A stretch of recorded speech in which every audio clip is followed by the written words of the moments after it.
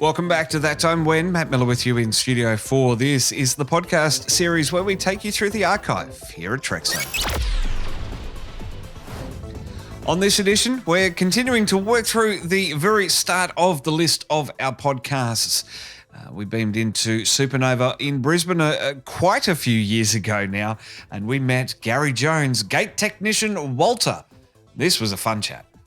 Well, we are now joined by gate technician Walter, aka Gary Jones. Gary, thank you so much and welcome to Australia. Yeah, no problem. It's awesome to be here. I love Australia.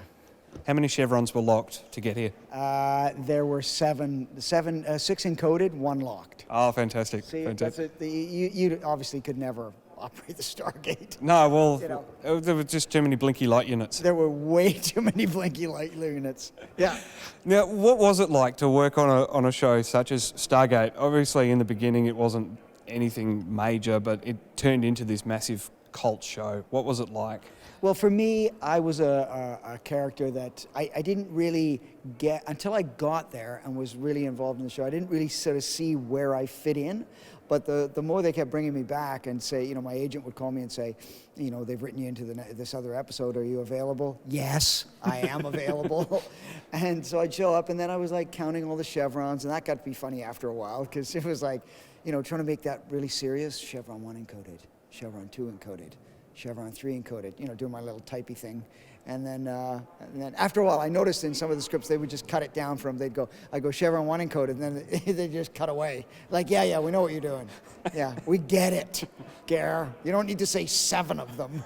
So do you reckon Walter ever got promoted out of that position because he was so good? I got promoted. Every season I came back, I was promoted, and they'd give me like a new set of ribbons and like things, and I go, what the hell are these? They go, oh, yeah, you got promoted. And I go, what for? Like typing under duress or something? Like what? And I go, what did I get promoted for? They go, you just got promoted.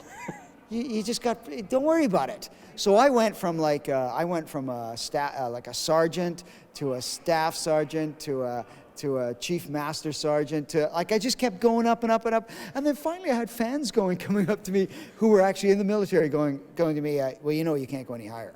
And I'm like, really? Yeah, you can't go any higher than what you've got. You've hit the ceiling. And I'm like, oh, so I can't get any more medals? No, you're done. I go, so what kind of dental plan have I got? And I'd ask fans what my dental plan was and how many holidays I could take. And they'd tell me. Like the production never told me, but the fans would tell me. It was pretty funny. Yeah. And you'd probably work less hours as a gate technician than you would as an actor, wouldn't you? Yeah, I think so. Now, although it looked like when the show was on, like I was there all the time, like I never went home. That's what I was thinking, yeah. No. You were just part of the set and they just wheeled you out from props. Exactly, and I never got out of that chair. They just wheeled me in that chair and put me at the desk. And then what was it like working with the 3 greatest names in television? Do you know the names that I'm talking about? Richard, Dean, and Anderson. Yeah, that's them. That was actually the law firm that represented me. Whenever I had contractual problems, call Richard, Dean, and Anderson. We'll solve all. Have you been hit by a Stargate? Call us. But yeah, seriously, Richard Dean Anderson, greatest actor. The only thing that was wrong with him in SG-1 was that he lost his mullet from MacGyver. Was it a big moment? Because the show was originally called Star Mullet. Star Mullet? Yeah. Or Starguyver? Yeah, Starguyver. I was, working, we all just kind of did what we did, and Richard was, fine to work with, and, I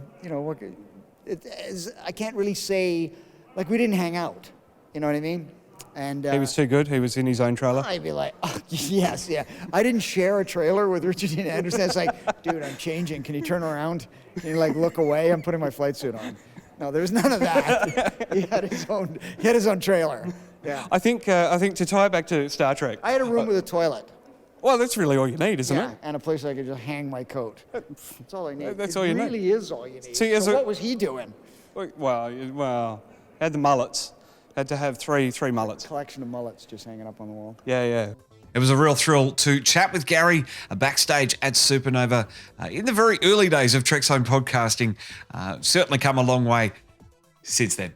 If you want to catch that interview in full, click the card here on YouTube, or if you're listening to me on a podcast, jump onto Trekzone.org, scroll down to the That Time When section, and click on Gary Jones. That'll take you to the official watch page. From there, you can click the link through to the full interview from all those years ago. But for now, and as always, I'm Matt Miller for Trekzone. Keep up to date with Twitter. Catch new podcasts daily on YouTube. Plus, we're beaming to your favorite podcast app 5 days a week. Just search for Trekzone and subscribe.